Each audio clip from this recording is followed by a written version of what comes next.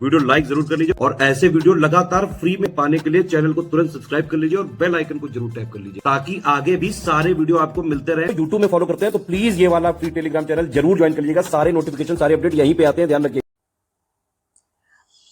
Greetings everyone. इस series में हम लोग UPPSC mains answer writing practice कर रहे हैं और ये सीरीज का हमारा 14th लेक्चर है। तो ये वीडियो आप study for civil services channel पर देख रहे हैं और ये हमारा टेलीग्राम चैनल का लिंक है जिसको कि आप जरूर से ज्वाइन कर लीजिए। इसमें आपको हर प्रकार के अपडेट्स जो हैं वो दे दिए जाते हैं। तो यहाँ पे यूपीपीएससी 2024 मीन्स 2024 में अब बहुत ज़्यादा दिन नहीं बचे हैं, तो इसके लिए आपको इस टाइम पे ज़्यादा से ज़्यादा आंसर राइटिंग प्रैक्टिस करने की ज़रूरत है। तो इसके लिए आप स्टडी फॉर सिविल सर्विसेज द्वारा चलाई जा रही टेस्ट सीरीज का जो है ज्वाइन करके आप जो है अपनी आंसर राइटिंग प्रैक्टिस को जो है और ज़्यादा बेहतर कर सकते हैं। तो और किसी भी अन्य जानकारी के लिए स्क्रीन पर दिए गए नंबर पर जो है आप कॉन्टैक्ट कर सकते हैं। तो हमारे संस्थान द्वारा जो है कई पेड ग्रुप बैचेस चलाए जा रहे हैं जिसको कि आप ज्वाइन करके इसका भरपूर फायदा जो है वो उठा सकते हैं। तो चलिए हम आज के क्वेश्चंस को शुरू करते हैं। हमारा पहला क्वेश्चन जो है वो है पेपर नंबर 1 से और क्वेश्चन है what was the causes of the quit India movement and also highlighted significance in the freedom struggle. Bharat छोड़ो आंदोलन के क्या कारण थे, साथ ही स्वतंत्रता संग्राम में इसके महत्व पर प्रकाश डालें। तो सबसे पहले यहाँ पर हम ब्रीफ इंट्रोडक्शन देंगे भारत छोड़ो आंदोलन के बारे में। तो इसकी शुरुआत जो है 8 अगस्त 1942 में की गई थी। तो यहाँ पर जो है ऑल इंडिया कांग्रेस कमेटी का जो बॉम्बे सेशन था, ठीक है, या फिर बम्बई अधिवेशन जो था, वहां से जो है इसकी शुरुआत की गई थी और इसको जो इसका नेतृत्व जो था वो महात्मा गांधी जी ने किया था। महात्मा गांधी जी ने जो है डू और डाई का, करो या मरो का जो है नारा दिया था, जिसने हजारों लोगों को जो है प्रेरित किया था और उन्होंने इस मूवमेंट में जो है बढ़ चढ़ कर जो है हिस्सा लिया था।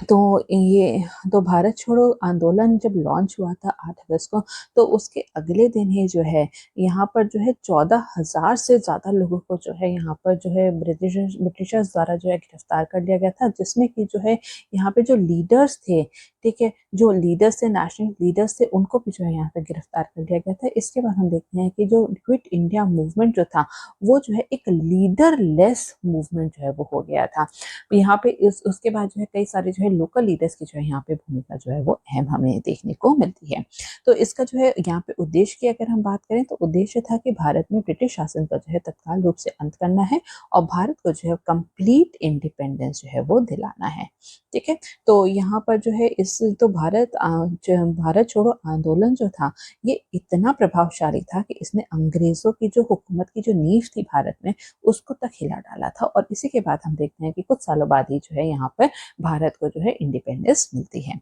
तो आखिर जो है भारत छोड़ो आंदोलन जो है किस कारण से स्टार्ट किया गया था, तो उसके कारण में सबसे पहले आता है फेलियर ऑफ क्रिप्स मिशन। ठीक है, तो यहाँ पर स्टैफर्ड क्रिप्स जो थे उनके नेतृत्व में जो है सेकेंड वर्ल्ड वॉर में जो है भारत का सहयोग सुरक्षित करने का जो है प्रयास किया गया था। इसको जो है ब्रिटिशर्स ने जो है यहाँ पर भेजा था। तो यहाँ पे जो है लेकिन जो है यहाँ पे उसमें बात की गई थी कि वर्ल्ड वॉर 2 खत्म होने के बाद जो है ब्रिटिशर्स इंडिया को जो है वो डोमिनेंट स्टेटस देने की इसमें बात की गई थी। ठीक है, और कंप्लीट इंडिपेंडेंस जो इंडिया की जो डिमांड थी उसको पूरी तरीके से जो है नकार दिया गया था, जिसके कारण जो है यहाँ पे भारतीय की जो जनता थी उनमें जो है काफी क्रोध जो है उत्पन्न हो गया था और इसके बाद जो है क्विट इंडिया मूवमेंट को स्टार्ट करने का जो है डिसीजन लिया गया था। इसी के साथ साथ जो है ब्रिटिशर्स ने, ठीक है, ब्रिटिशर्स ने सपोर्ट किया था पाकिस्तान की डिमांड को। ठीक है, डिमांड फॉर पाकिस्तान को जो है यहाँ पे मुस्लिम लीग की जो पाकिस्तान की अलग नेशन की बनाने की जो डिमांड थी उसको भी जो है ब्रिटिशर्स ने सपोर्ट किया था, जिससे कि जो है इंडियन नेशनलिस्ट लीडर्स जो थे वो बहुत ही ज्यादा जो है क्रोधित हो गए थे और उन्होंने बोला था कि तत्काल रूप से जो है अब ब्रिटिशर्स का जो है यहाँ से शासन जो है वो खत्म करना पड़ेगा।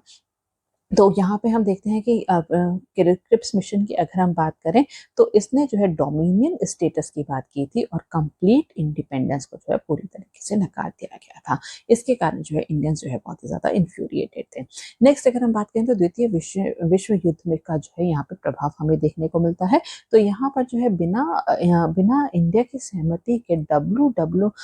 वर्ल्ड वॉर 2 जो था उसमें जो है यहाँ पे शामिल कर दिया गया था भारत को। ठीक है, यूके की तरफ से है भारतीयों को जो है यहाँ पे घसीट लिया गया था। तो यहाँ पर 87,000 से भी ज्यादा जो है भारतीय सैनिक जो है इसमें शहीद हुए थे, जिस कारण से जो है यहाँ पे भारतीयों में जो है बहुत ही ज्यादा जो है यहाँ पे क्रोध था ब्रिटिशर्स को लेके। ठीक है, तो यहाँ पर जो है वर्ल्ड वॉर टू जो था, इसके कारण से जो है भारत में जो है इकोनॉमिक बर्डन भी जो है बहुत ही ज़्यादा बढ़ गया था। इकोनॉमिक एक्सप्लॉयटेशन जो ब्रिटिशर्स का था, वो जो है यहाँ पे इन भारत पे वो इकोनॉमिक जो है भारत को और ज़्यादा जो है एक्सप्लॉइट जो है वो करने लगे थे। ठीक है, क्योंकि यहाँ पर जो है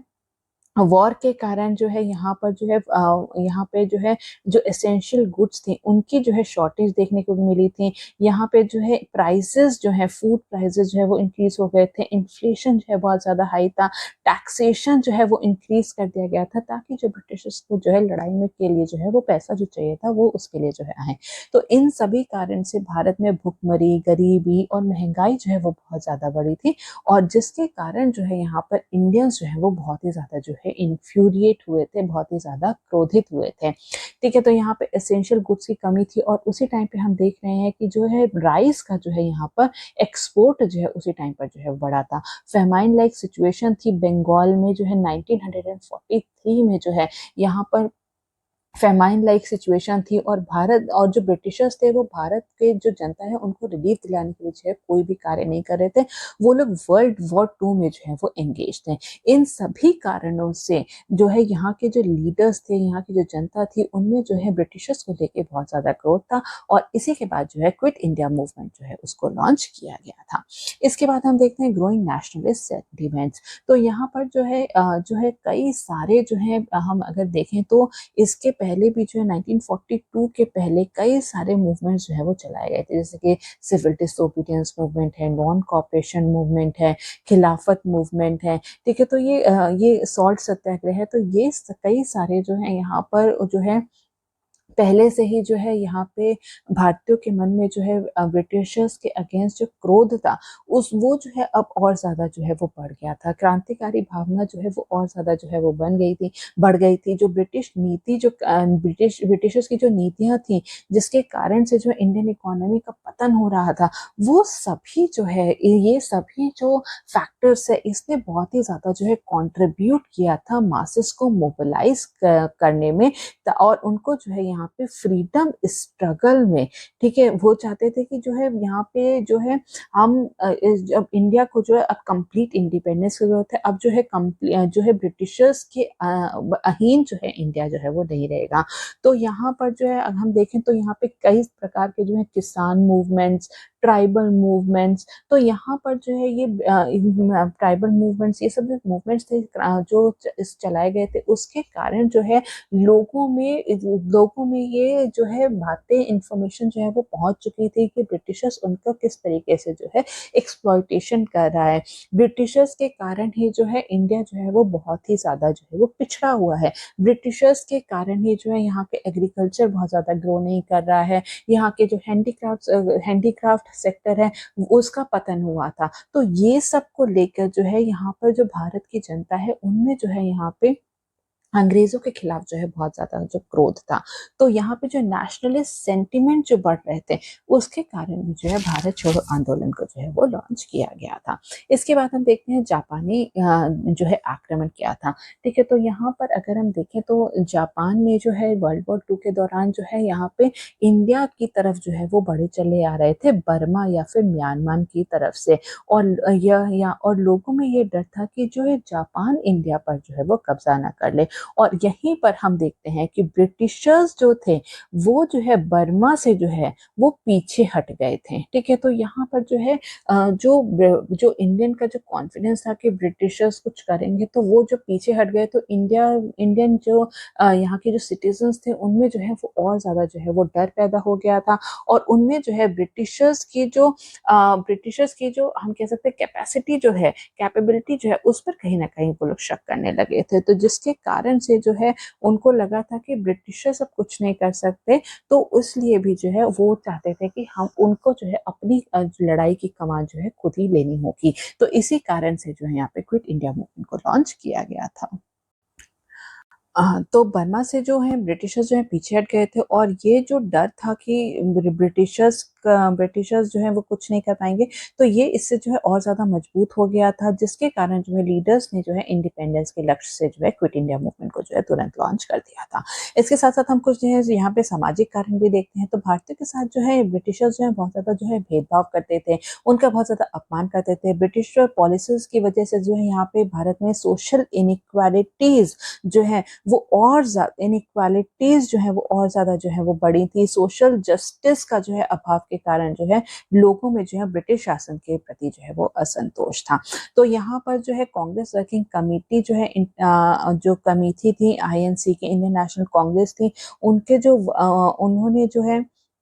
यहाँ पे 14 जुलाई 1942 को वर्धा में और गांधी जी के नेतृत्व में जो है यहाँ पे एक मास मूवमेंट लॉन्च करने की योजना बनाई और इसके बाद ही जो है 8 अगस्त 1942 को भारत छोड़ो आंदोलन को जो है वो लॉन्च किया करने का जो है प्रस्ताव पारित किया गया था। ठीक है, तो यहाँ पर आखिर इसके क्या क्या सिग्निफिकेंस, इसका महत्व क्या है फ्रीडम स्ट्रगल में, तो एक नजर हम उसमें डालेंगे। तो सबसे पहले जो है यहाँ पर अगर हम देखें तो 9 अगस्त 1942 को, ठीक है, को जो है सुबह जो है कांग्रेस के जो है अधिकतर जो लीडर्स थे उनको जो है गिरफ्तार कर लिया गया था। ठीक है, तो यहाँ पे और ब्रिटिशर्स द्वारा जो आईएनसी थी उसको जो है वो बैन कर दिया गया था। तो देश के कोने कोने में जो है इसकी जब खबर फैली थी तो वहां पे देश के कोने कोने में जो है प्रोसेशंस निकाले गए, जुलूस निकाला गया और जो है हड़ताल किए गए। तो यहाँ पर जो है इससे हम देखते हैं कि यहाँ पे जो लोगों ने जो है यहाँ पे बढ़ चढ़ के हिस्सा लिया, कोने कोने से जो है लोगों ने इसमें बढ़ चढ़ के हिस्सा लिया और इसको जो है यहाँ पे क्विट इंडिया मूवमेंट को जो है वो आगे बढ़ाया था। तो यहाँ पर हम सबसे पहले देखते हैं कि इसमें जो है यहाँ पे पूर्ण स्वतंत्रता की मांग को जो है वो और ज्यादा जो है वो तेज कर दिया गया था। तो यहाँ पर जो है पूरी तरीके से जो है लोगों ने कहा था कि पूरी तरीके से लोगों ने जो है हम कह सकते हैं कि फॉरेन रूल जो था उसको जो है वो नकार दिया गया था। और यहाँ पर जो है एक हम कह सकते हैं कि तो हम कह सकते हैं कि एक जो है पूरा नैरेटिव सेट किया गया कि जो है भारत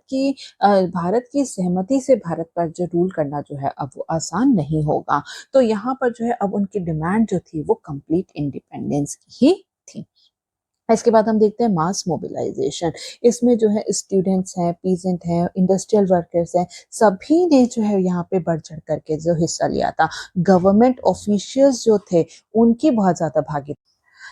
तो गवर्नमेंट ऑफिशियल्स जो थे उनकी जो है यहाँ पे भागीदारी जो है वो बहुत ज्यादा जो थी, जिसके प्रति जिसमें ये दिखाते हैं कि जो ब्रिटिशर्स की तरफ जो उनकी लॉयल्टी थी वो जो कहीं ना कहीं जो है वो कम हो रही थी। ठीक है, विमेन ने जो है बढ़ चढ़ करके हिस्सा लिया था, उन्होंने जो है अंडरग्राउंड रेडियो चलाया था, अंडरग्राउंड जो सीक्रेट एक्टिविटीज थी उसमें जो है यहाँ पे महिलाओं ने, स्टूडेंट्स ने जो है बढ़ चढ़ करके जो हिस्सा लिया था। इससे जो है आंदोलन के बारे में जो है और ज्यादा जो है जागरूकता जो है वो पैदा हुई थी। इसके बाद हम देखते हैं एनकरेज लोकल लीडरशिप। स्थानीय नेताओं को जो है और ज्यादा जो है महत्व दिया था। नेशनल लीडर के अरेस्ट होने के बाद जो पूरा जो यहाँ पर अगर हम देखें तो जो मूवमेंट जो था वो लीडरलेस हो गया था। ठीक है, तो यहाँ पर जो है लोकल लीडरशिप को जो है अब ज्यादा महत्ता मिली थी। तो यहाँ पर हम देख सकते हैं कि कई जगह पर जो है यहाँ पे पैरेलल गवर्नमेंट भी जो है यहाँ पर जो है स्थापित की गई थी, जैसे कि तामलुक है, सतारा है, बलिया में जो है यहाँ पर जो है पैरेलल गवर्नमेंट स्थापित की गई थी, जिसने कि ये नैरेटिव सेट किया था कि इंडिया में जो है सेल्फ रूल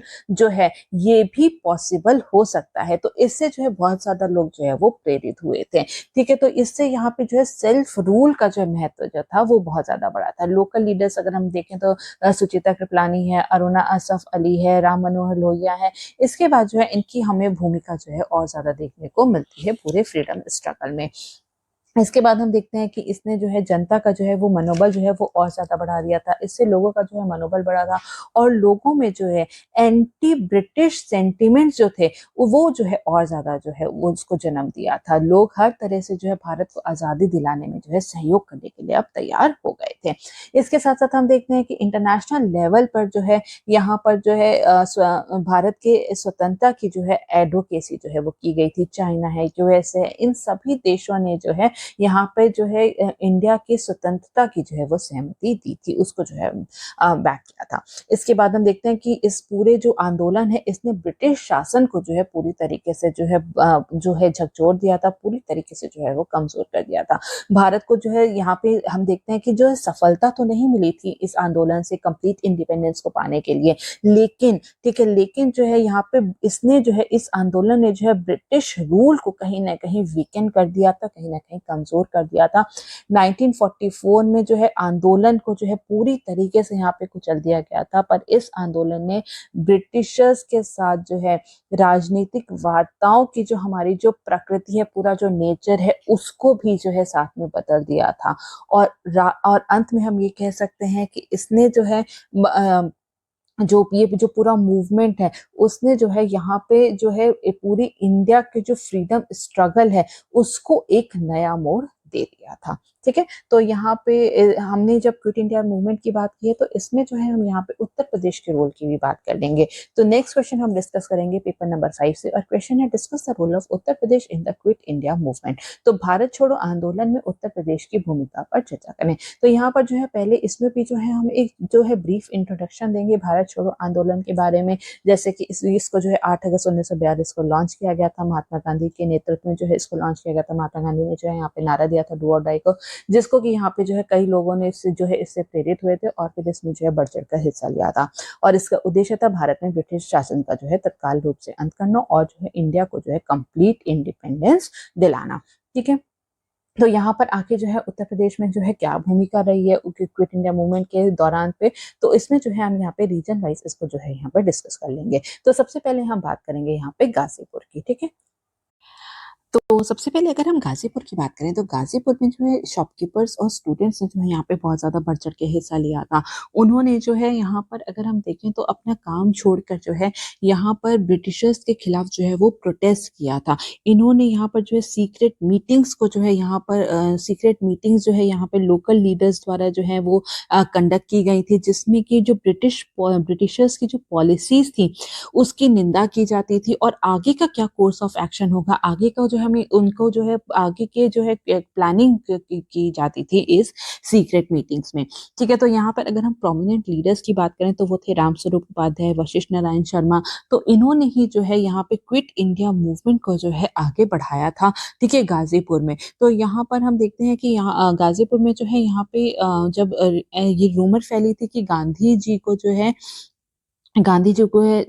जी ने जो है यहाँ पे कंप्लीट इंडिपेंडेंस जो है वो डिक्लेयर कर दी है, जिससे कि जो है पेट्रियोटिक भावना जो लोगों में थी वो और ज्यादा बढ़ गई थी और उन्होंने जो है फ्रीडम स्ट्रगल में और बढ़ चढ़कर जो है वो हिस्सा लिया था। इसके बाद अगर हम मिर्जापुर में देखें तो मिर्जापुर में जो है यहाँ पे जो है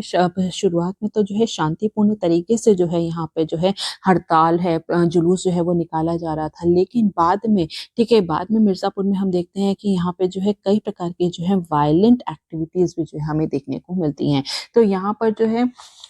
ब्रिटिशर्स अथॉरिटी के खिलाफ जो है यहाँ पे जो है कई प्रकार के जो है यहाँ पे तोड़फोड़ किए गए। जैसे कि अगर हम एग्जांपल देखें तो पहाड़ा रेलवे स्टेशन जो है मिर्जापुर में, उसमें जो है यहाँ पे आग लगा दी गई थी 17 अगस्त 1942 को, जिससे कि जो है यहाँ पे जो ब्रिटिशर्स का जो मूवमेंट जो है उसको कहीं ना कहीं वो कमजोर करने की कोशिश जो है वो की जा रही थी। ठीक है, तो यहाँ पे हड़ताल से प्रोसेशन है वो जुलूस जो है वो निकाले गए थे, पहाड़ा रेलवे स्टेशन जो है आग लगा दिया गया था। ठीक है, इससे जो है यहाँ पे जो है हम देखते हैं कि यहाँ पे जो है मिर्जापुर से जो है लोगों ने जो है बढ़ चढ़ का जो हिस्सा लिया था। इलाहाबाद की अगर हम बात करें, प्रयागराज की बात करें तो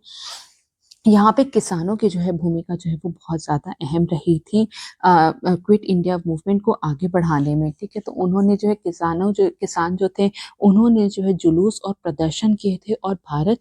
अंग्रेजों भारत छोड़ो का जो है यहाँ पर जो है वो नारा दिया था। तो यहाँ पर जो है जो ब्रिटिशर्स ने जो है यहाँ पे पब्लिक मीटिंग्स को तो बैन कर दिया गया था, लेकिन भगवती प्रसाद सिंह के नेतृत्व में जो है यहाँ पर जो है हजारी राम पांडे जो हैं, ठीक है। हजारी राम पांडे के नेतृत्व में जो है यहाँ पर जो है सीक्रेट मीटिंग्स जो हैं उसको जो है यहाँ पर जो है ऑर्गेनाइज की जाती थी, जहाँ पर कि जो है वो लोग आगे के बारे में आगे की जो है वो पूरी प्लानिंग जो है वो करते थे। भगवती प्रसाद सिंह द्वारा जो है इंडिविजुअल सत्याग्रह जो है वो चलाया गया था, जिसने कि कई सारे अन्य किसानों को जो है प्रेरित किया था कि उन्होंने भी जो है यहाँ पर जो है क्विट इंडिया मूवमेंट में जो है वो हिस्सेदारी दी थी। और ये जो है पूरी तरीके से जो पीजेंट्स जो थे इन्होंने जो है अहिंसक तरीके से जो है यहाँ पर प्रोसेशंस और जुलूस और हिस्सा लिया था। इसके बाद अगर हम देवरिया रीजन से देखें तो देवरिया रीजन में जो है यहाँ पर जो है नेशनलिस्ट जितने भी जो नेशनलिस्ट लीडर्स थे उनके बाद जो लोकल लीडर्स जो थे उन्होंने क्विट इंडिया मूवमेंट की कमान जो है अपने हाथ में ले ली थी। यहाँ पर हम देखते हैं कि पीजेंट्स द्वारा जो है एजिटेशन किया गया था, किसानों द्वारा जो है आंदोलन चलाया गया था। और इसमें जो है यहाँ पे लोकल लीडर्स जो थे उन्होंने जो है यहाँ पर जो है वायलेंट मेथड्स अपनाए थे और लोगों को जो है प्रेरित किया था वायलेंट मेथड्स के द्वारा ही जो है ब्रिटिशर्स को भारत छोड़ने पर मजबूर करने के लिए। ठीक है, तो यहाँ पे उन्होंने जो है गवर्नमेंट प्रॉपर्टीज पर जो है यहाँ पर जो है उन्होंने कई प्रकार के जो है तोड़फोड़ की थी, जैसे पुलिस स्टेशन है, treasury building, railway station, post office, power plant, इन सभी को जो है यहाँ पर जो है नुकसान पहुंचाया गया था। इसमें जो है दोनों ही तरफ से यूरोपियंस भी कई सारे मारे गए थे और इंडियंस को भी जो है बहुत ज्यादा जो है वो नुकसान हुआ था। यहाँ पर हम देखते हैं कि कई सारे जो लैंडलॉर्ड्स हैं, जमींदार जो हैं, उन्होंने भी जो है इस रिवोल्ट में जो है हिस्सा लिया था। उन्होंने भी लेटर ऑन जो है इसको ज्वाइन कर लिया था और वो जो है यहाँ पे जो यहाँ के जो लीडर्स थे वो हर तरीके से जो है सहयोग करना चाहते थे भारत को आज़ादी दिलाने में। इसके बाद अगर हम बात करेंगे तो वो है आजमगढ़। आजमगढ़ में जो है यहाँ पे भी जो है वायलेंट हमें देखने को मिलता है कि यहाँ पर जो है यहाँ की जनता जो है बहुत ही ज़्यादा वायलेंट तरीके से जो है उन्होंने हिस्सा लिया था। आजमगढ़ के जो लोग थे उन्होंने जो है यहाँ पे जो है कम्युनिकेशन लाइन्स जो है थी उन पर जो है यहाँ पर जो है उसमें तोड़फोड़ की थी और बड़े पैमाने पर जो है हड़ताल किया था। यहाँ पर जो है अगर हम देखें तो जो लोकल लीडर्स जो थे, ठीक है, उन्होंने जो है यहाँ पे बढ़ चढ़ के हिस्सा लिया था और यहाँ पे जो है कई सारे लीडर्स जब 9 अगस्त 1942 को जब अरेस्ट कर दिए गए थे तो यहाँ पे जो लोकल लीडर्स है जैसे कि उमा शंकर मिश्रा हैं, लल्लन प्रसाद वर्मा है, तो यहाँ पर जो है इन्होंने जनरल मासेस को जो है प्रेरित करने का कार्य, उनको मोबिलाइज करने का कार्य जो है वहाँ पे किया था। इसके लिए जो है यहाँ पे कई प्रकार की जो है स्ट्राइक्स की गई थी, बड़े पैमाने पे जो है हड़ताल किया गया था, स्टूडेंट्स ने प्रोटेस्ट किया था जेल के सामने ताकि जो है सीताराम अस्थाना को जो है यहाँ पर रिलीज करने के लिए, ठीक है, जेल से रिलीज कर दिया था। इसलिए जो है स्टूडेंट्स ने जो है यहाँ पे प्रोटेस्ट किया था। तो हम यहाँ पे देखते हैं कि स्टूडेंट का जो भागीदारी है वो भी बहुत ही ज्यादा बढ़ चढ़ के रही थी। इसके बाद अगर हम बरेली की बात करें तो बरेली में जो है यहाँ पे हमें जो है छात्रों की भागीदारी जो है वो बहुत ज्यादा देखने को मिलती है। तो छात्रों ने जो है क्विट इंडिया मूवमेंट में जो है बढ़ चढ़ कर हिस्सा लिया था। बरेली में जो है काफी संख्या में जो है यहाँ पर जो है ये देखने को मिलता है कि छात्र जो है वो जेल भी गए थे।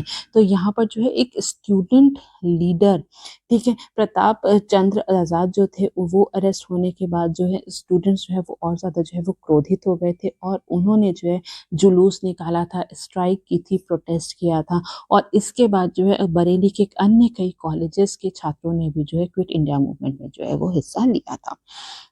इसके बाद अगर हम देखें तो बलिया की अगर हम बात करें तो बलिया में जो है जो पैरेलल गवर्नमेंट जो है फॉर्म की गई थी चित्तू पांडे के द्वारा। हालांकि ये जो पैरेलल गवर्नमेंट थी ये बहुत ही शॉर्ट टर्म के लिए थी, लेकिन इसने जो है कई सारे ऐसे कार्य किए थे जैसे कि जो भी लीडर्स थे उनको जो है जेल से रिहा कर दिया था और साथ ही में जो है ये नैरेटिव सेट किया था कि इंडिया भी जो है वहाँ पे भी जो है वो सेल्फ रूल के जो है वो काबिल है, ठीक है। तो यहाँ पे सेल्फ रूल के महत्व को जो है उसने एस्टैब्लिश किया था। इसके बाद अगर हम देखें तो झांसी और बांदा में जो है पीजेंट और ट्राइबल पॉपुलेशन ने जो है यहाँ पे क्विट इंडिया मूवमेंट में जो है वो शामिल हुए थे और यहाँ पर जो है सीक्रेट मीटिंग्स जो है जंगलों में और विलेजेस में जो है यहाँ पर जो है ऑर्गेनाइज की जाती थी। इसके बाद अगर हम मेरठ की बात करें तो मेरठ में जो है यहाँ पे हड़ताल है, जुलूस है, मीटिंग्स जो है वो कंडक्ट जो है वो की गई थी, ठीक है, गुप्त रूप से जो है बैठकें, गुप्त रूप से जो है मीटिंग्स जो है वो की गई थी। मेरठ मेरठ कॉलेज के जो स्टूडेंट्स थे उन्होंने जो है यहाँ पे बहुत ज़्यादा जागरूकता फैलाने का जो है वो काम किया था।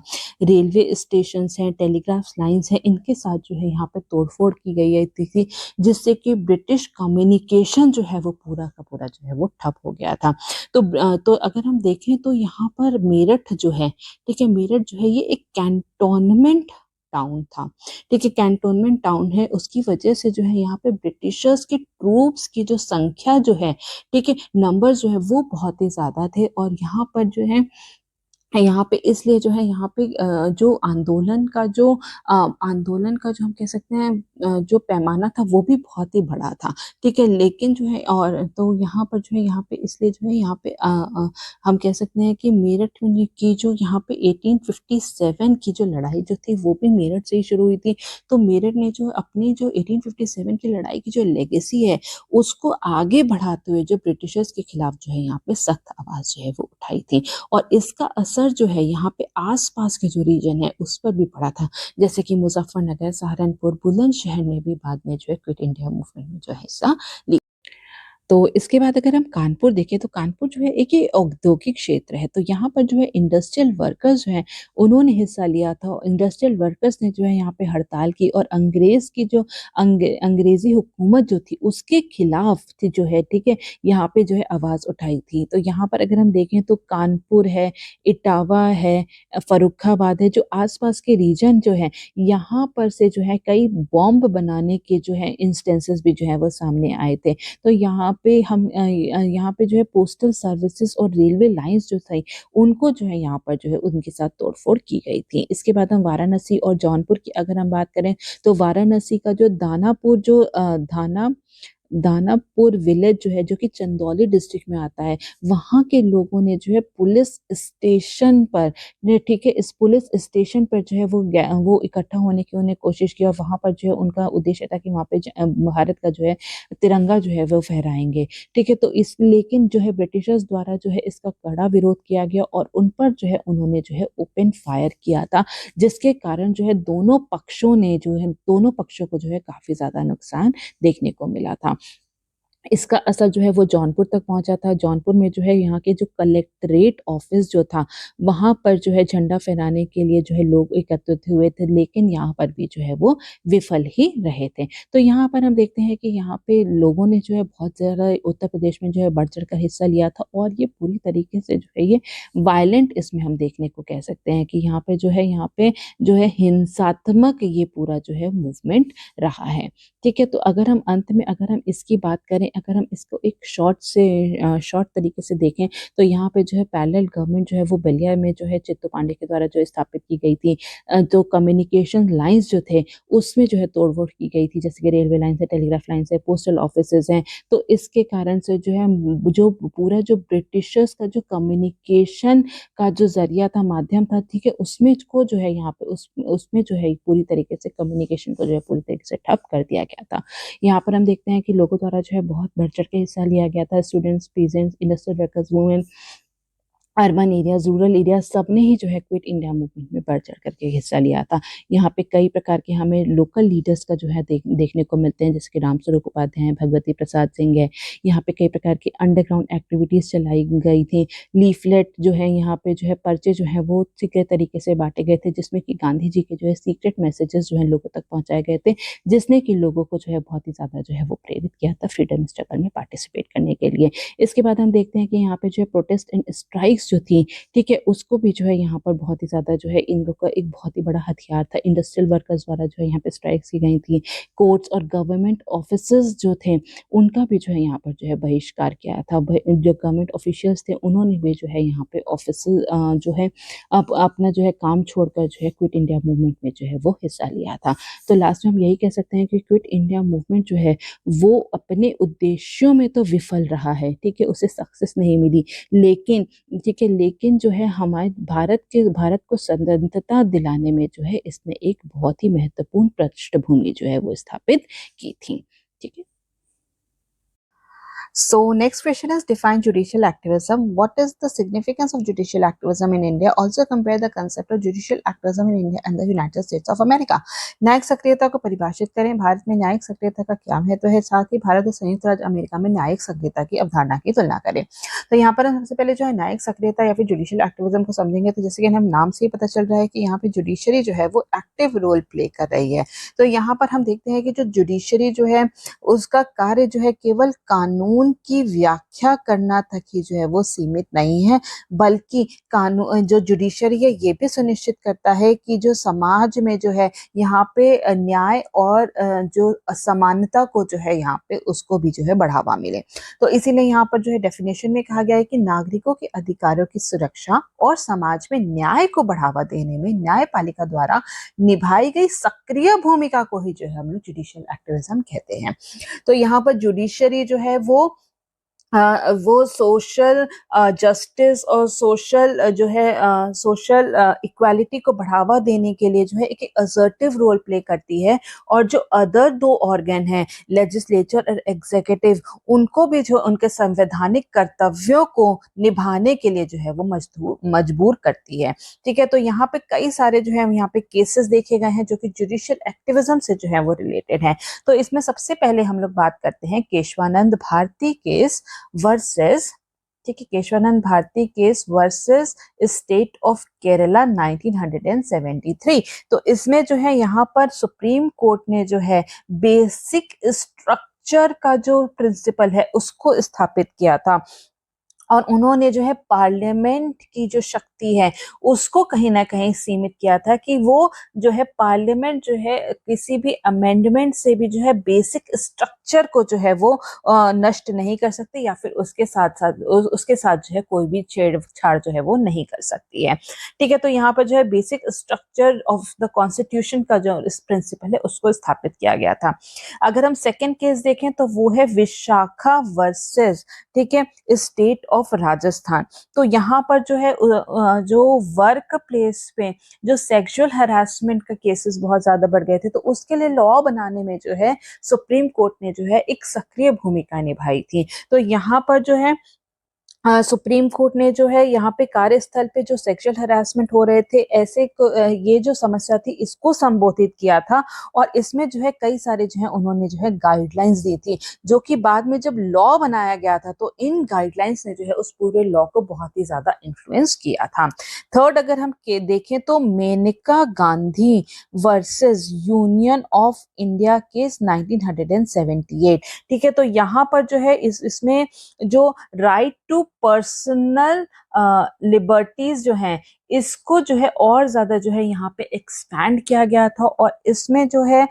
विदेश यात्रा जो है, ठीक है, विदेश यात्रा को भी जो है यहाँ पे विदेश यात्रा का अधिकार भी जो है राइट टू पर्सनल लिबर्टीज में जो है वो शामिल किया गया था, और इसे जो है संवैधानिक कानून में जो है एक ऐतिहासिक निर्णय के रूप में जो है वो देखा जाता है। तो ये कुछ केसेस है जो कि जुडिशियल एक्टिविज्म को जो है वो दिखाते हैं। तो यहाँ पर हम देखते हैं कि इसके आगे क्या सिग्निफिकेंस है जुडिशियल एक्टिविज्म का भारत में। तो सबसे पहले हम देखते हैं कि ये नागरिकों के अधिकारों की जो है रक्षा करता है। यहाँ पे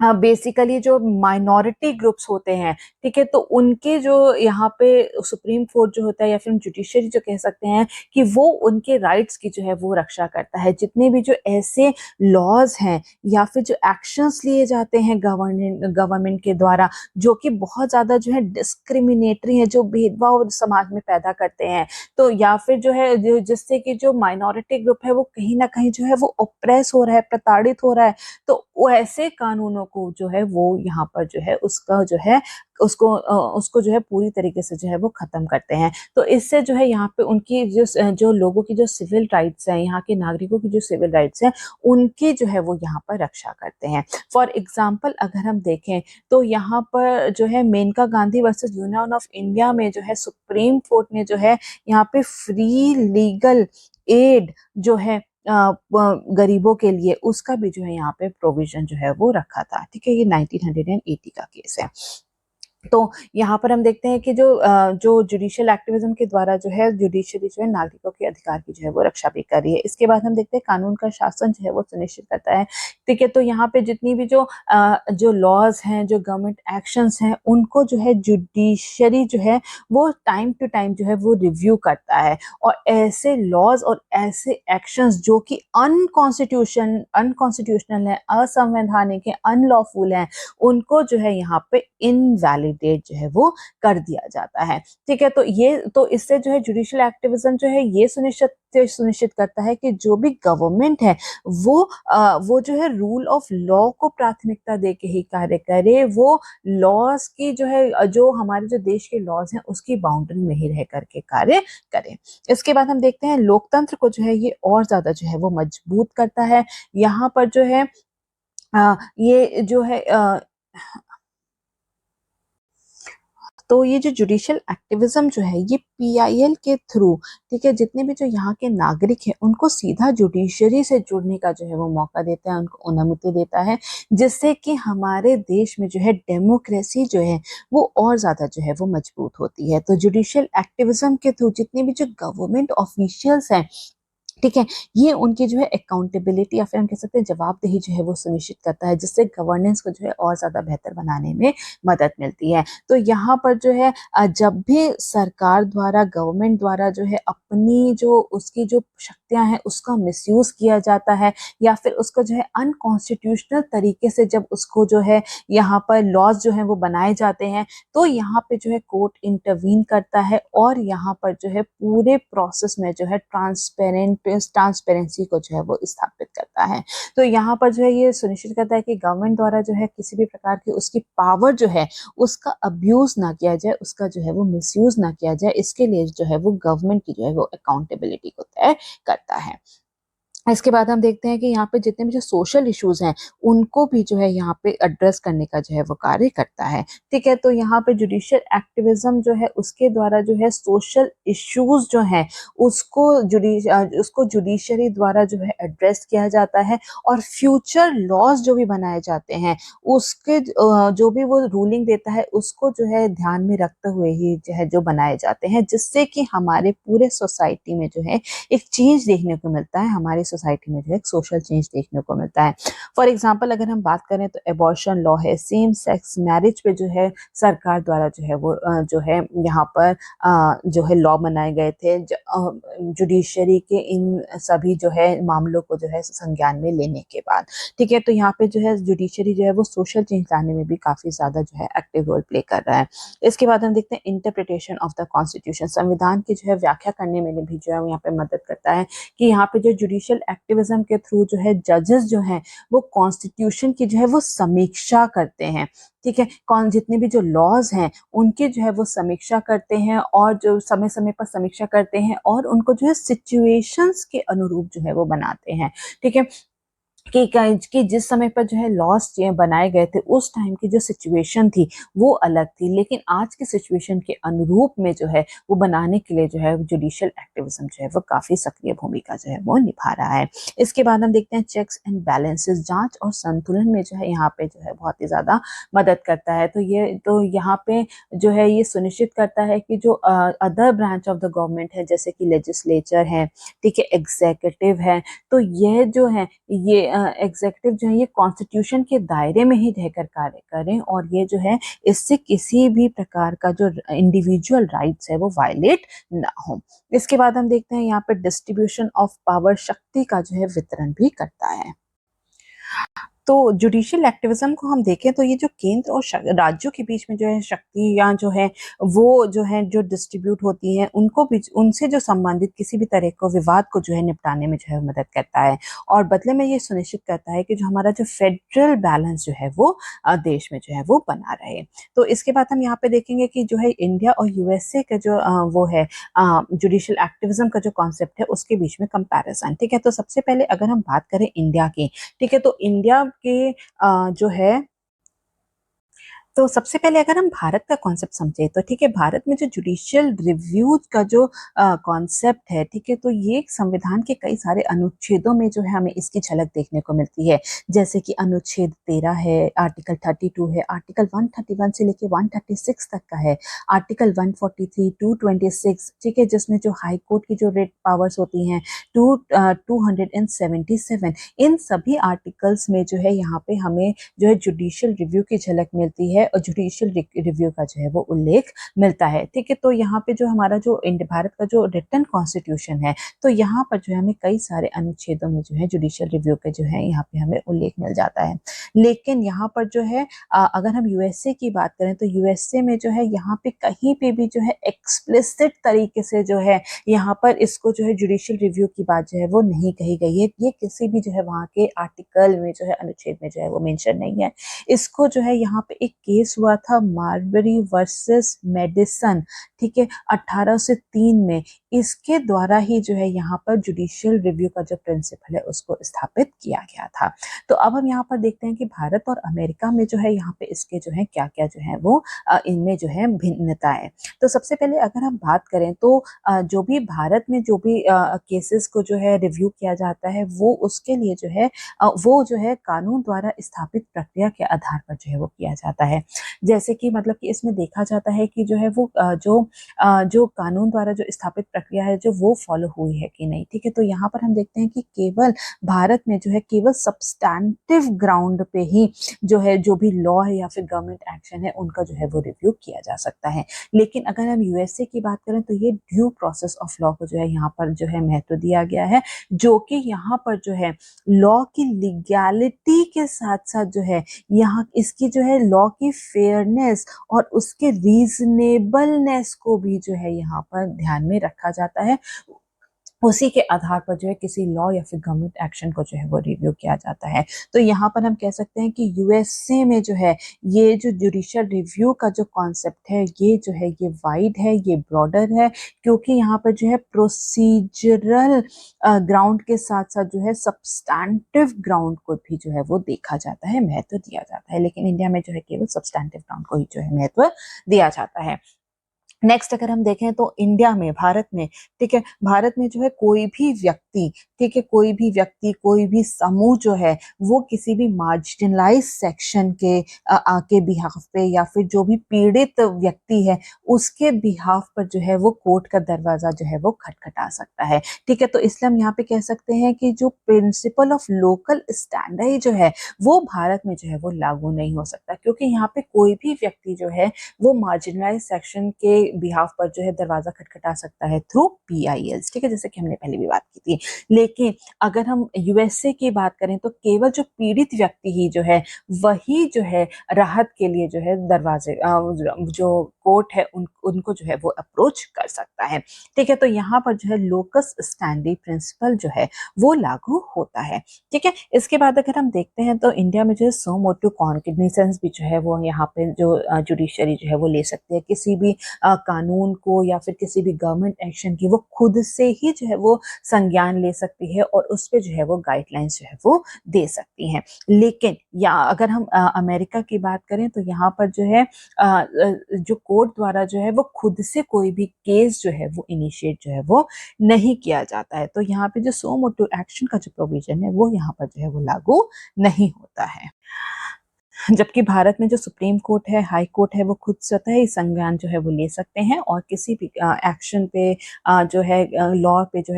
है यहाँ पे गाइडलाइंस दे सकते हैं। वो कोई भी जो है रिपोर्ट्स या फिर लेटर्स, इंफॉर्मेशन पीआईएल्स के थ्रू भी जो है यहाँ पर किसी भी मामले का जो है वो स्वतः संज्ञान ले सकते हैं। इसके बाद अगर आप देखें तो यहाँ पर जो है अगर कोई भी लॉ जो है जुडिशरी द्वारा जो है वो खारिज कर दिया गया है कि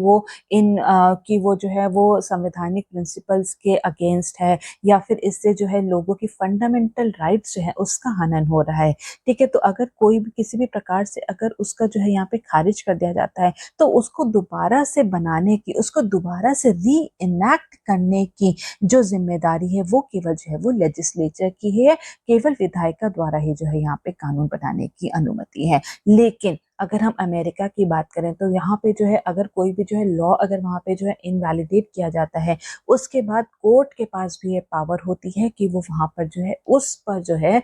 उस सब्जेक्ट पर जो है वहाँ पे लॉ बना सकता है। तो इसीलिए हम देखते हैं कि वहाँ पे अदालत द्वारा बनाए गए कानून जो है अमेरिका में बहुत ही ज़्यादा कॉमन है।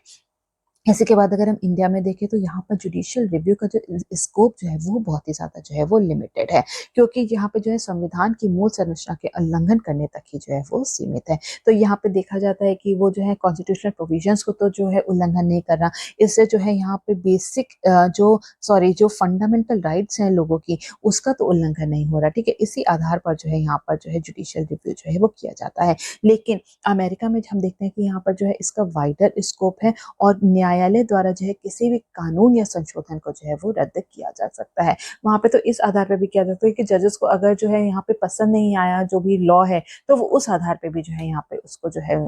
है उसको जो है किसी भी कानून को जो है वो रद्द कर देते हैं। तो हम यहाँ पे इसलिए जो है अगर हम इसमें पूरा देखें तो जो यहाँ पे हम देखते हैं कि यूएसए में जो है या जो जुडिशियल रिव्यू की जो पावर है वो बहुत ही ज्यादा है जुडिशरी के पास, ठीक है, इन कंपैरिजन टू इंडिया। तो अंत में हम ये कह सकते हैं कि जो दोनों ही देश हैं इंडिया और यूएसए, ठीक है, ये दोनों ही देश जो है कॉन्स्टिट्यूशनल गवर्नेंस के लिए, ठीक है, कॉन्स्टिट्यूशनल गवर्नेंस के लिए जो है जुडिशियल रिव्यू को जो है वो बहुत ज्यादा महत्व दिया है। लेकिन ठीक है, लेकिन यूएसए में अगर हम देखें तो वहां पे जुडिशरी को ही जो है वहां पे सर्वोच्च माना जाता है, सुप्रीम माना जाता है, और वही जो है वो हर कानून की जो है और वहां पे जो है कानूनों की जो है वो कड़ी समीक्षा जो है वो की जाती है, कड़े रूप से जो है वहां पे रिव्यू जो है वो किया जाता है। लेकिन यही अगर हम बात करें इंडिया में तो यहाँ पे संवैधानिक दायरे में रहकर ही जो है एक जो है न्यायिक प्रणाली को जो है वो अपनाया जाता है। ठीक है, इसके बाद हम लोग नेक्स्ट क्वेश्चन देखेंगे जो कि है पेपर नंबर 3 से, और क्वेश्चन है discuss the role of space technology in rural development in India. Bharat में ग्रामीण विकास में अंतरिक्ष प्रौद्योगिकी की भूमिका पर चर्चा करें। ठीक है, तो अब हम यहाँ पे सबसे पहले ये देख लेते हैं कि स्पेस टेक्नोलॉजी ने किस प्रकार से जो है रूरल डेवलपमेंट में जो है हमारा जो है बहुत ही ज्यादा जो है वो अहम भूमिका निभाई है।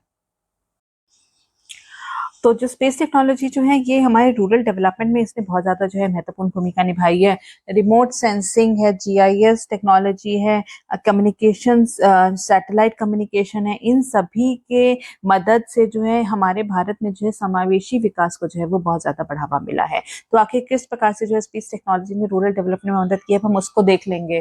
ठीक है, तो सबसे पहले है कि इसने जो है कृषि क्षेत्र में जो है काफ़ी जो है वो सुधार किया है। तो यहाँ पे कई सारी जो सैटेलाइट्स हैं, रिमोट सेंसिंग सैटेलाइट है, जैसे कि रीसैट है, कार्टोसैट है, ठीक है, कार्टोसैट है, रिसोर्स सेट है, ये सभी जो सैटेलाइट है कई प्रकार की जो है हमें जानकारियां देती हैं, जैसे कि क्रॉप हेल्थ के बारे में, agriculture productivity, land use pattern, paste और डिजीजेस के बारे में, ठीक है, इन सभी के बारे में जो है इन सैटेलाइट्स के द्वारा जो है वो पता लगाया जा सकता है। और इससे फिर जो है कई सारे जो है एग्रीकल्चर सेक्टर में जो है हमें लाभ देखने को मिलते हैं, जैसे कि यहाँ पर जो है ड्रॉट जैसी समस्या या फिर फ्लड जैसी समस्या को जो है पहले से ही जो है यहाँ पे हमें अर्ली वार्निंग सिस्टम के थ्रू जो है वो बता दिया जाता है, जिससे कि हम लोग जो है क्रॉप फेलियर होने से जो है वो बचा सकते हैं। ठीक है, इसी के साथ साथ जो अगर हम लैंड यूज के बारे में जानकारी ये हमें देता है, तो किसी क्षेत्र में जो है वहाँ की सोइंग और हार्वेस्टिंग की जो हार्वेस्टिंग के बारे में जो है एडवाइजरी जो है वो जारी कर सकते हैं। इसी के साथ साथ हम देखते हैं कि एग्रीकल्चर की जो उत्पादकता है, जो प्रोडक्टिविटी जो है वो उसको इंक्रीज किया जा सकता है, जिससे कि जो है फार्मर्स की इनकम भी जो है वहां पे बढ़ती है। तो इससे जो पूरा ओवरऑल जो रूरल का विकास जो है वो बहुत ज्यादा उसमें मदद मिलती है। तो यहाँ पर अगर हम बात करें, ठीक है, तो इसरो की और मिनिस्ट्री ऑफ एग्रीकल्चर की द्वारा उनके जो है यहाँ पे 2 प्रोजेक्ट्स हैं, ठीक है, फसल और चमन, ठीक है, इन प्रोजेक्ट्स के द्वारा जो है यहाँ पर हॉर्टिकल्चर आउटपुट का जो डेटा जो है उसको जो है डेटा को एनालाइज करके यहाँ पे हॉर्टिकल्चर यील्ड या फिर उसकी प्रोडक्टिविटी को बढ़ाने की जो है यहाँ पे कोशिश जो है वो की जा रही है। इसके बाद हम देखते हैं टेलीकम्युनिकेशन, ठीक है, दूर संचार के थ्रू भी जो है यहाँ पे जो है रूरल विकास जो है वो किया जा रहा है। सैटेलाइट कम्युनिकेशन जो है रूरल एरियाज को जो है ठीक है, रूरल एरियाज को जो है अर्बन एरियाज के साथ जो है वो जोड़ता है। सैटेलाइट कम्युनिकेशन के जरिए जो है कोई भी महत्वपूर्ण सूचना या फिर कोई भी जानकारी जो है वो लोगों तक जो है वो आसानी से जो है वो पहुंचाई जा सकती है। तो जिससे जो है वहाँ के रूरल पीपल जो है, रूरल पॉपुलेशन जो है, उनको कई प्रकार की जो है वो मदद मिल सकती है। ठीक है, तो इसी में टेली कम्युनिकेशन में अगर हम बात करें तो यहाँ पे टेली एजुकेशन की भी हम बात करेंगे। तो यहाँ पर जो है जो सरकार द्वारा जो है कई सारे जो है विलेज रिसोर्स सेंटर जो है उसको स्थापित किए गए हैं, जो कि यहाँ पे एजुकेशन के क्षेत्र में अगर हम बात करें तो वोकेशनल ट्रेनिंग यहाँ पर दी जाती है। यहाँ पे जो है ये जो विलेज रिसोर्स सेंटर्स जो है ये डिजिटल लर्निंग को जो है और ज्यादा यहाँ पे जो है एक प्लेटफॉर्म क्रिएट करते हैं। स्किल्स डेवलपमेंट जैसी सुविधाएं जो है ये लोगों तक जो है वो पहुंचाए जा रहे हैं, जिससे कि यहाँ पर जो है लोगों की एम्प्लॉयबिलिटी को जो है वो बढ़ाया जा सकता है। साथ ही साथ जो बच्चे हैं, जो बड़े हैं, जो कि अशिक्षित जो एडल्ट्स हैं, उनकी भी जो है एजुकेशन को जो है उनको जो है इम्पार्ट किया जा सकता है। ठीक है, इसरो अगर हम एग्जाम्पल की बात करें इसमें, तो इसरो, ठीक है, इसरो का जो है एक टेली एजुकेशन प्रोग्राम है जिसका की नाम है एड्यूसैट। ठीक है, तो ये जो है कॉलेज, स्कूल और हायर एजुकेशन जो है, ठीक है, हायर एजुकेशन जो है वहाँ उसमें जो है वो बहुत ही ज्यादा मदद कर रही है। ये एकेडमिक और वोकेशनल ट्रेनिंग दोनों के लिए जो है इसका इस्तेमाल जो है वो किया जा सकता है। नेक्स्ट अगर हम देखें तो टेलीमेडिसिन के क्षेत्र में भी जो है यहाँ पे काफी मदद की जा रही है रूरल एरियाज में। तो वीआरसी जो कि विलेज रिसोर्स सेंटर्स जो हैं उनके थ्रू जो है वहाँ के जो रूरल पॉपुलेशन है उनको जो है उनको जो है किसी भी डिजीजेस के बारे में, ठीक है, उन डिजीजेस के बारे में या फिर उनके बचाव के बारे में कि उनका प्रिवेंट कैसे करना है, तो ये सारी जानकारी जो है विलेज रिसोर्स सेंटर्स के द्वारा जो है वो उपलब्ध कराई जाती है। और साथ ही वहाँ के जो विलेज के जो लोकल डॉक्टर्स हैं उनको भी जो है वहाँ के जो शहर के जो बड़े बड़े स्पेशलाइज्ड हॉस्पिटल है, स्पेशलिटी हॉस्पिटल जो है, उनके साथ जो है वो कनेक्ट करने की सुविधा दी गई है, जिससे कि यहाँ पे जितनी भी जो रूरल पॉपुलेशन जो है उनको भी बेहतर हेल्थ फैसिलिटीज जो है वो पहुंचाई जा सकती हैं। ठीक है, तो यहाँ पर जो है रूरल पॉपुलेशन जो है वो जो अर्बन एरियाज के जो स्पेशल डॉक्टर्स जो है उनको जो है ऑनलाइन ही जो है वो कंसल्ट करके जो है एक बेहतर मेडिकल फैसिलिटीज जो है वो प्राप्त कर सकते हैं। इसके बाद हम देखते हैं कि यहाँ पर जो है जो कृषि सूचना केंद्र जो है, ठीक है, ये भी जो है यहाँ पर जो है इसके जरिए जो है जितने भी जो फार्मर्स हैं उनको एक्सपर्ट्स के साथ जो है वो कनेक्ट किया जाता है, ताकि उनकी जो जितनी भी जो फसल है, उनकी जो क्रॉप है, उसके बारे में जो है उनको सारी जानकारी जो है वो उपलब्ध कराई जा सकती है। ई गवर्नेंस के क्षेत्र में भी जो है यहाँ पर काफी सारे जो हम मदद देख सकते हैं। तो यहाँ पर जो है लोगों तक जो है सरकारी स्कीम्स की जानकारी जो है उपलब्ध कराई जाती है, जिसकी पॉवर्टी एलिवेशन स्कीम हो गई, एग्रीकल्चर स्कीम्स हैं, रूरल डेवलपमेंट स्कीम है, रूरल एम्प्लॉयमेंट की जो स्कीम्स हैं, सोशल वेलफेयर स्कीम है, माइक्रो फाइनेंस, एमएसएमई सेक्टर से रिलेटेड, लाइफ स्टॉक है, वेदर फोरकास्ट, इन सभी जानकारी जो है वो पहुंचाई जाती है, जिससे कि हमारे ग्रामीण विकास में बहुत ही ज्यादा जो है वो मदद मिलती है। इसके बाद हम देखते हैं डिजास्टर प्रिपेयर्डनेस। ठीक है, डिजास्टर प्रिपेयर्डनेस में काफी ज्यादा मदद मिलती है। जो भी जो हमारी जो सैटेलाइट्स जो होती हैं वो हमें जो है वो रियल टाइम डेटा जो है वो उपलब्ध कराती हैं, जैसे कि साइक्लोन्स के बारे में, फ्लड्स है, ड्रॉट्स हैं, सूखा है, ठीक है, हीट वेव है, तो इन सभी के बारे में जो है हमें रियल टाइम डेटा जो है वो उपलब्ध कराती हैं, जो ग्रामीण प्रशासन को जो है आपदा प्रबंधन योजनाएं तैयार करने में जो है वो में जो है मदद करती है। और जितने भी जो रिलीफ जो वर्क होता है उसको भी कुशलता पूर्वक जो है उसकी प्लानिंग करने में जो है सहायता जो है वो होती है। इसके बाद हम देखते हैं कि रूरल प्लानिंग में जो है बहुत ही ज्यादा जो है मदद मिलती है ग्रामीण नियोजन में। ठीक है, तो यहाँ पर जीआईएस बेस्ड टेक्नोलॉजी इंफॉर्मेशन जो है, ठीक है, जीआईएस बेस्ड इंफॉर्मेशन जो है वो रूरल प्लानिंग में जो है वो बहुत ज्यादा मदद करती है। जैसे कि अगर प्रधानमंत्री ग्राम सड़क योजना जो है उसके अंतर्गत जितनी भी जो रूरल रोड्स की जो है वो प्लान करने में बहुत ज्यादा मदद मिलती है। हेल्थ केयर सेंटर्स हैं, school infrastructure, village level development schemes को जो है यहाँ पे मॉनिटर किया जा सकता है। यहाँ पे देखा जा सकता है कि कहाँ तक जो है रोड कनेक्टिविटी है, वहीं पर जो है हेल्थ केयर सेंटर को जो है एस्टैब्लिश किया जाता है, स्कूल को एस्टैब्लिश किया जाता है। अगर हम इसके एग्जाम्पल की बात करें तो जियो मनरेगा के थ्रू, ठीक है, ये जो है यहाँ पे सैटेलाइट इमेजेस को जो है यूज करके जितनी जो मनरेगा के तहत जो भी योजनाएं या फिर जो भी इंफ्रास्ट्रक्चर प्रोजेक्ट्स लगाए जा रहे हैं उनकी जानकारी में भी बहुत ज्यादा मदद मिल सकती है।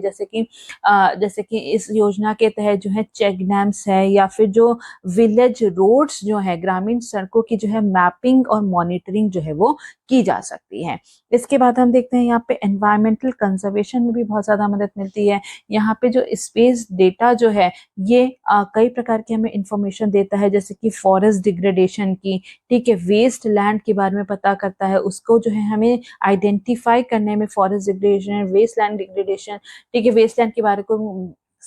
लैंड को आइडेंटिफाई करने में बहुत ज्यादा मदद करता है, जिससे कि हम लोग जो है रीफॉरेस्टेशन, एग्रो फॉरेस्ट्री के बारे में जो है प्लानिंग जो है और ज्यादा बेहतर कर सकते हैं। एग्जाम्पल के तौर पर अगर हम देखें तो इसरो की जो नेशनल रिसोर्स रिपोजिटरी जो है, ठीक है, वो ग्राम पंचायत को माइक्रो लेवल प्लानिंग करने में जो है वो बहुत ज्यादा मदद करती है। ठीक है, तो यहाँ पर अगर हम देखें एग्जाम्पल के तौर पे तो भारत का, ठीक है, 16% जोग्राफिकल एरिया जो है वो एज जो है वेस्टलैंड जो है उसको जो है यहाँ पे चिन्हित किया गया है। उसको रिस्टोर करके जो है इसकी एग्रीकल्चर प्रोडक्टिविटी को जो है बढ़ाया जा सकता है, ताकि जो ग्रामीण क्षेत्र है उनको जो है और ज्यादा जो है वहां पे विकास किया जा सके। तो रिमोट सेंसिंग के माध्यम से, ठीक है, रिमोट सेंसिंग के माध्यम से जो है हम लोग वेस्टलैंड का रिमोट सेंसिंग के माध्यम से वेस्टलैंड का जो है मिनिस्ट्री ऑफ रूरल डेवलपमेंट जो है उसके द्वारा जो है उसको मॉनिटर करके उनको रीस्टोर करने के जो है यहाँ पे योजना जो है वो बनाई जा रही है। तो ये हमारे एनवायरमेंटल कंजर्वेशन के लिए जो है वो काफी मददगार साबित हो रहा है। इसके बाद हम देखते हैं कि लैंड मैनेजमेंट, ठीक है, तो यहाँ पे जो है स्वामित्व स्कीम है या फिर जो लैंड के जो स्वामित्व स्कीम है, ठीक है, लैंड मैनेजमेंट की अगर बात करें तो स्वामित्व स्कीम है, भूमि स्कीम है, इनके द्वारा जो है लैंड रिकॉर्ड्स का जो है डिजिटाइज किया जा रहा है। ठीक है, तो यहाँ पर जो है ये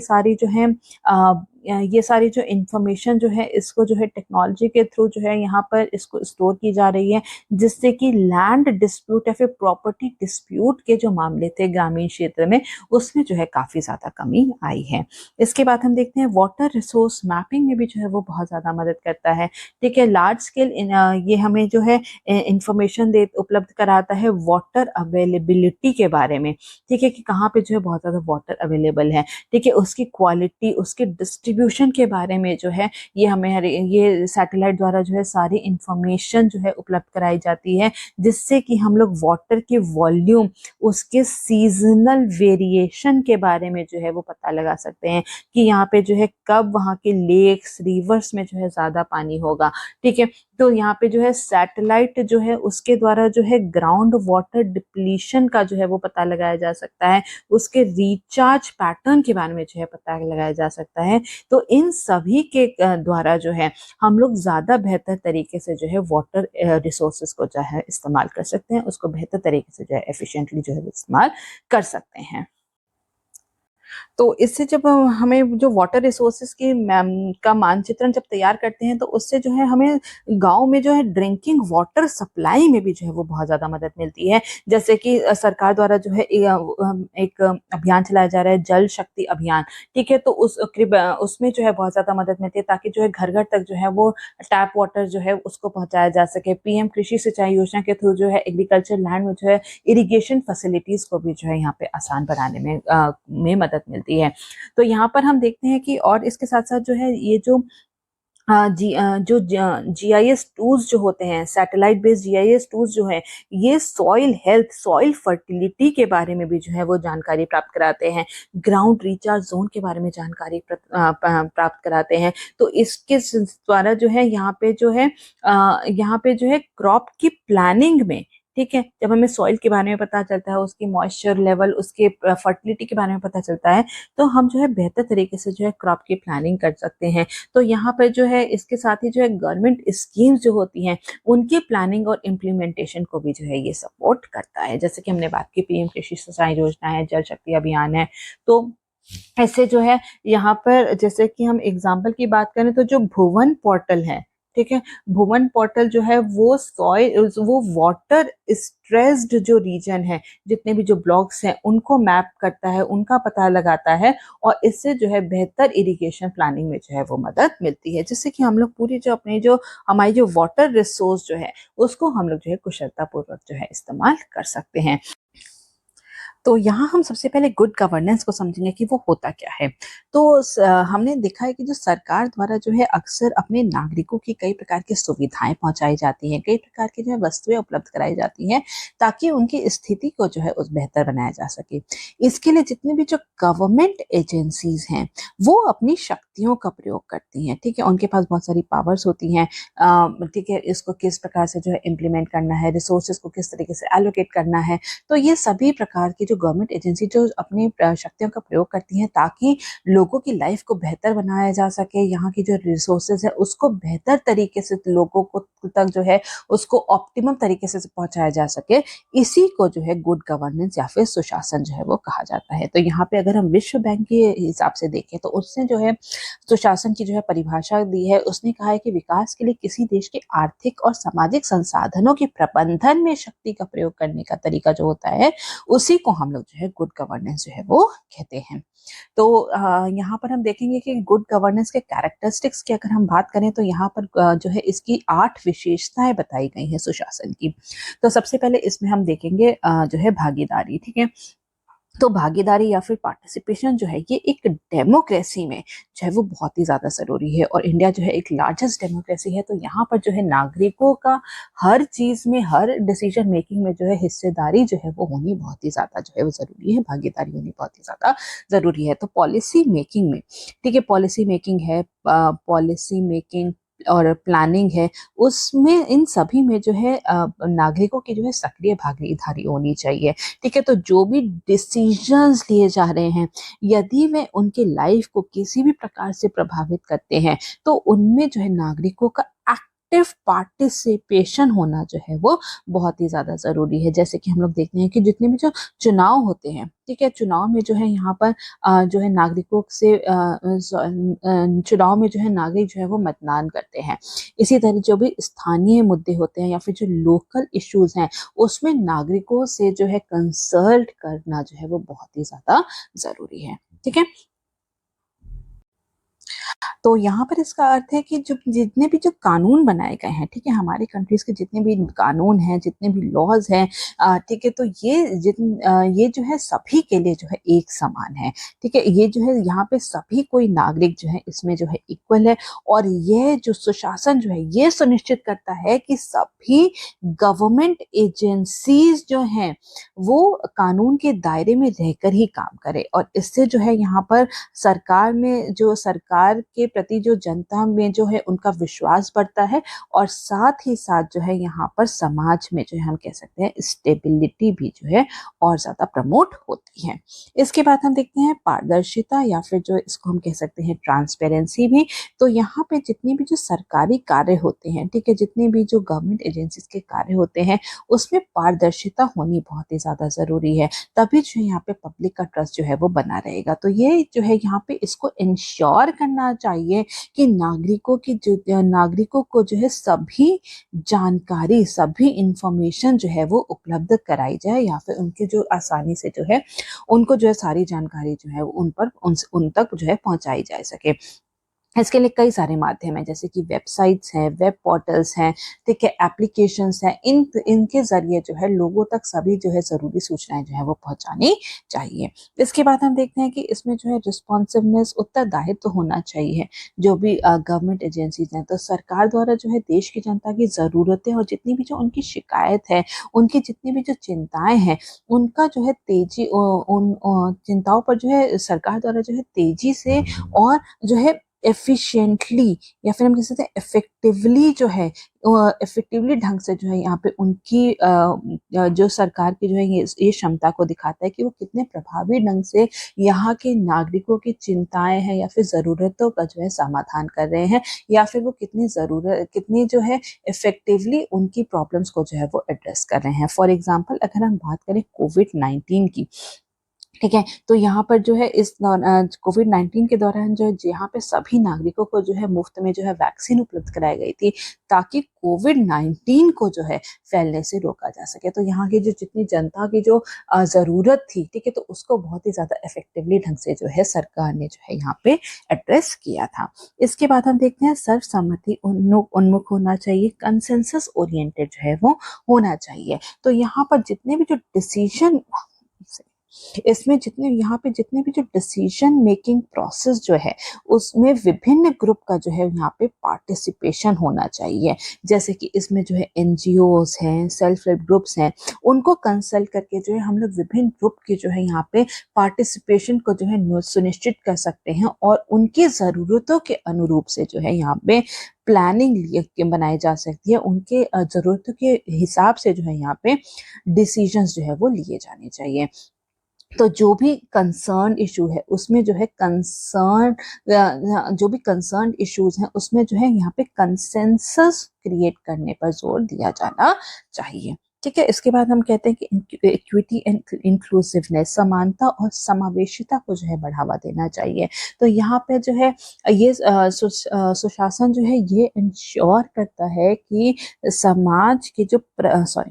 समाज का जो प्रत्येक वर्ग है, ठीक है, प्रत्येक व्यक्ति को जो है यहाँ पे समान अवसर या फिर इक्वल अपॉर्चुनिटीज जो है वो मिलनी चाहिए। ठीक है, तो ताकि किसी भी प्रकार का जो है इनमें आपस में जो है किसी भी प्रकार का डिस्क्रिमिनेशन या भेदभाव जो है वो नहीं किया जाना चाहिए। बेसिकली जब बात आए मार्जिनलाइज सेक्शन पे, जितने भी जो सोसाइटी के जो लोग हैं जो कि हाशिए पर हैं, ठीक है, उनकी ज़रूरतों को जो है यहाँ पर जो है उनका ध्यान ज़रूर से रखना चाहिए। ठीक है, तभी जो है हम लोग समाज में जो है समानता को जो है बढ़ावा दे सकते हैं।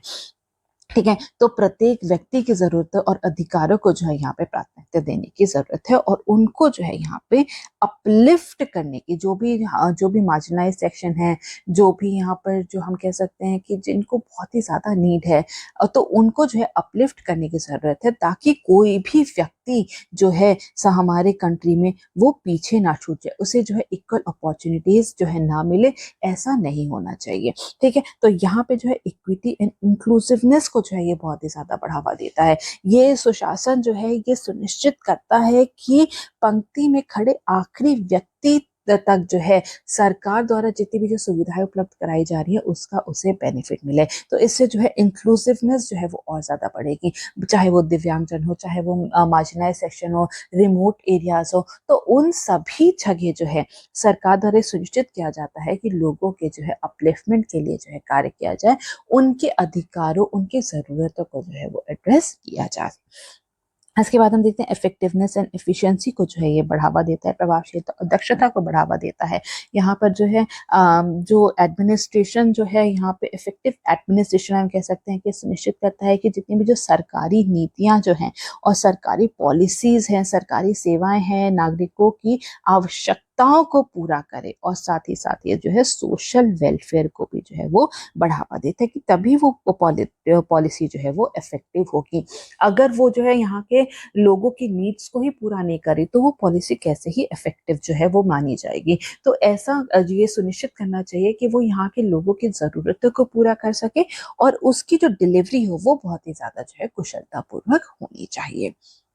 इसके बाद हम देखते हैं जवाबदेही या फिर अकाउंटेबिलिटी। ठीक है, तो यहाँ पर जो है यहाँ पे जितने भी जो सिविल सर्वेंट्स हैं या फिर गवर्नमेंट एजेंसीज हैं, जितने भी जो गवर्नमेंट ऑफिशियल्स हैं, उनके उनके कार्य, जितने भी जो वो जो एक्शंस लेते हैं या फिर वो जितने भी जो इनएक्शंस हैं उनके प्रति जो है उनकी जिम्मेदारी या फिर जवाबदेही जो है वो तय होनी चाहिए। तो इससे क्या होगा, इससे जो है करप्शन को कम करने में जो है वो मदद मिलता है और जो है शासन की ये जो है शासन में जो है प्रभावशीलता से जो है सुधार लाने के लिए जो है ये बहुत ही ज्यादा जो है वो महत्वपूर्ण है कि जितने भी जो लोग हैं उनकी अकाउंटेबिलिटी को जो है वो तय किया जाए। ठीक है। तो यहाँ पर इसके बाद लास्ट में हम ये कह सकते हैं कि गुड गवर्नेंस जो है वो जितनी भी जो गवर्नमेंट एजेंसीज हैं उन पर जनता के विश्वास को जो है वो बढ़ाता है। इससे जो है विश्वास को बढ़ाता है, इससे जो है यहाँ पे हमारा इकोनॉमिक डेवलपमेंट में भी जो है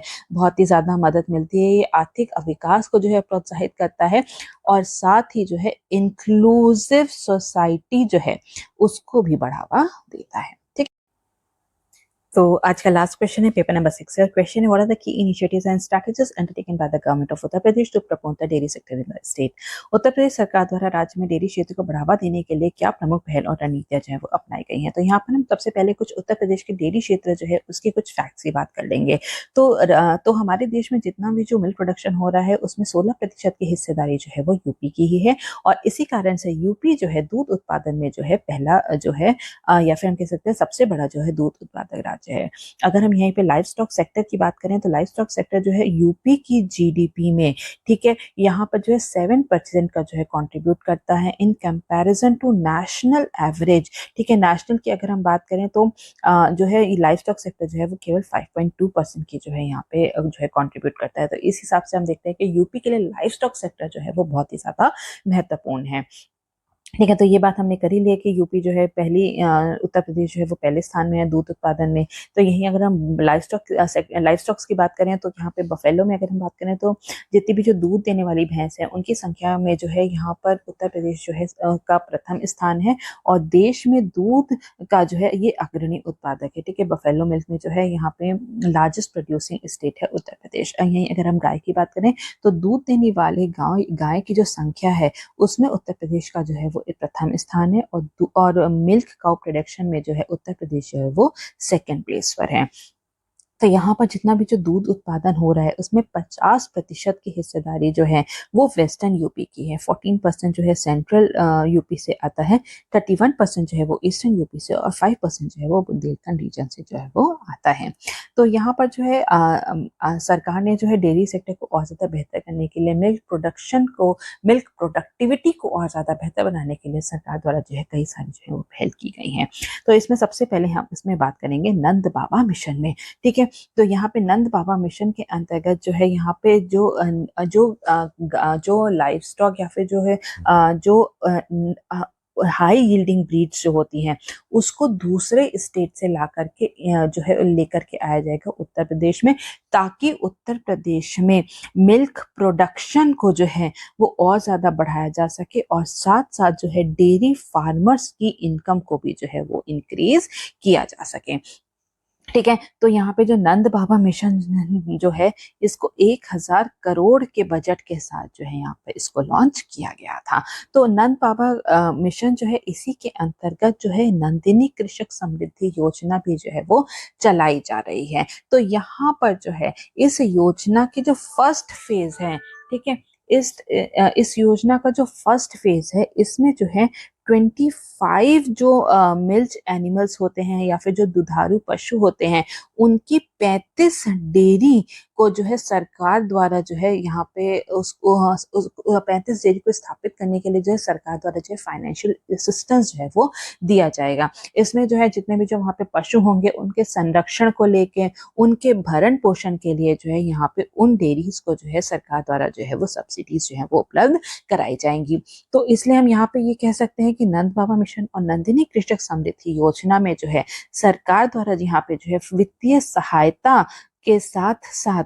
जो है यहाँ पर जो है डेयरी फार्मर्स को जो है यहाँ पे ट्रेनिंग भी जो है वो दी जा रही है, ताकि जो है यहाँ के जो दूसरे जो राज्य से जो हम लोग हाई यील्डिंग ब्रीड्स जो यहाँ पे इंपोर्ट कर रहे हैं उसके जो हम लोग बेहतर केयर कर सकें और मिल्क प्रोडक्शन को जो है और ज्यादा बढ़ा सकें। ठीक है,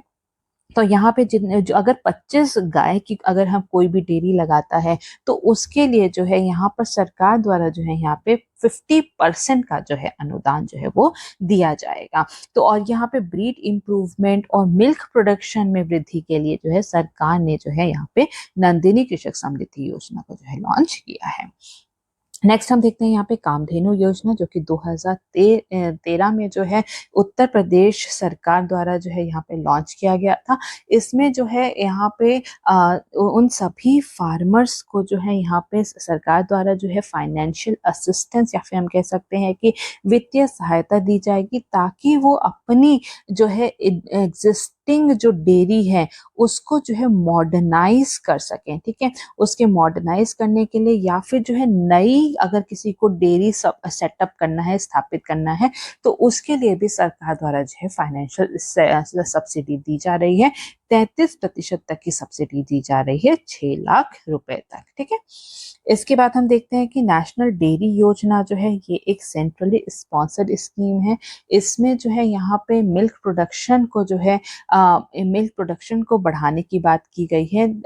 और डेयरी एनिमल्स जो हैं उनकी प्रोडक्टिविटी, उनकी उत्पादकता को बढ़ाकर जो है यहाँ पे मिल्क प्रोडक्शन को बढ़ाने की बात की गई है। इसके लिए जो है जितने भी जो मिल्क एनिमल्स हैं उनकी बेटर केयर और जो है और बेटर जो है डेयरी फार्मिंग प्रैक्टिसेस पर जो है यहाँ पर ध्यान दिया जा रहा है।